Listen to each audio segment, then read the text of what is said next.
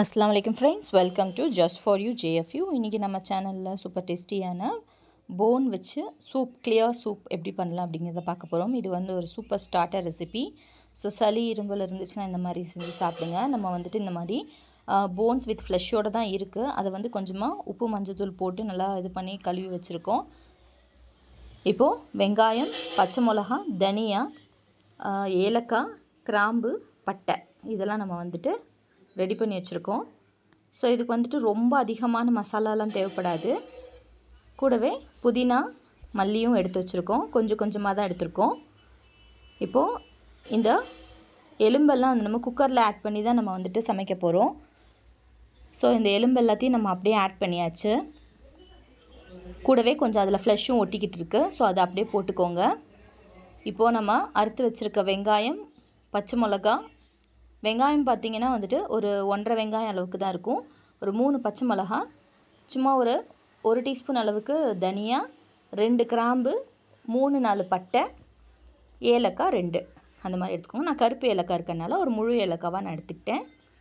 So இதை நான் அப்படியே போட்டுக்கிட்டாச்சு. இது கூட புதினா மல்லியும் நீங்கள் சேர்த்துருங்க. கழுவி வச்சுருக்க புதினா மல்லியை நீங்கள் இதில் ஆட் பண்ணிக்கலாம். மல்லித்தலையை நல்லா கட் பண்ணிக்கோங்க. இஞ்சி பூண்டு பேஸ்ட் வந்து ஒரு 3/4 டீஸ்பூன் அளவுக்கு சேர்த்துக்கோங்க. இது கூடவே நம்ம வந்துட்டு தண்ணி வந்து ஒரு லிட்டர் அளவுக்கு நம்ம இதில் சேர்த்துக்கலாம். மஞ்சத்தூள் வந்து ஒரு 1/4 டீஸ்பூன் நான் சேர்த்துருக்கேன். ஆல்ரெடி வந்து மஞ்சத்தூள் போட்டு தான் நான் கழுவி வச்சுருக்கேன் எலும்பை. அதனால் கூடவே வந்துட்டு கொஞ்சமாக மஞ்சத்தூள் நான் சேர்த்துருக்கிறேன். கூடவே இது கூட உப்பையும் நம்ம சேர்த்து வேக வைக்கலாம். உப்பு வந்து நீங்கள் கல் உப்பு கூட நீங்கள் சேர்த்து வேக வச்சுக்கோங்க. ஸோ கல் உப்பை நான் சேர்த்துக்கிட்டேன். இப்போ இதை அப்படியே வந்து நான் அடுப்பில் ஏற்ற போகிறேன். தண்ணி ஊற்றி அடுப்பில் வச்சு நல்லா இதை கொதிக்க விடணும். ஸோ இதை வந்து ஃபஸ்ட்டு நீங்கள் ரெடி பண்ணி வச்சுக்கோங்க. 1 லிட்டர் தண்ணியை நான் ஆட் பண்ணிட்டேன். ஆட் பண்ணி ஒரு மிக்ஸ் பண்ணி விட்டுட்டு அப்புறம் அடுப்பில் வச்சுடுங்க.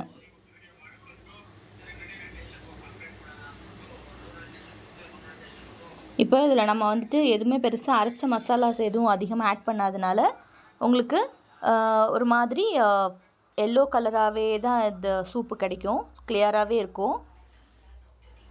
ஸோ அடுப்பில் வச்சு இதை வந்து நல்லா கொதிக்க விட போகிறோம். நம்ம கூடவே இதில் கூட ஒரு 1/2 டீஸ்பூன் அளவுக்கு பெப்பர் ஆட் பண்ணிக்கோங்க. முழு பெப்பர் ஆட் பண்ணிக்கிட்டாலே போதும்.